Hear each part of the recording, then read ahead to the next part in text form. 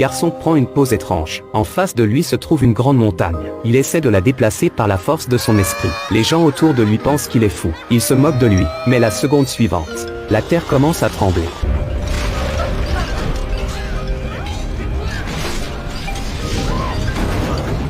Le garçon s'appelle Jacques. Ne vous laissez pas impressionner par son apparence actuelle. Mais il n'y a pas longtemps, il était le souffre-douleur de la ville. Parce qu'il était petit de taille, les enfants de son âge lui donnaient un surnom. Ils l'appelaient « petit garçon ». Son père, en revanche, était l'exact opposé de lui. Il était grand et imposant. On pourrait dire que son père était son seul ami dans son enfance. Sous la bienveillance et l'accompagnement de son père, Jacques a eu une enfance merveilleuse. Mais la guerre a rapidement brisé cette paix. Son père est allé à la guerre. En voyant son père partir, Jacques ne pouvait plus contenir son inquiétude. Il courut vers lui et l'enlaça fermement, refusant de le lâcher. Quoi qu'il arrive, les larmes coulèrent sans qu'il ne puisse les arrêter. C'était la première fois qu'il ressentait la douleur de la séparation. Parce que son père n'était pas à la maison.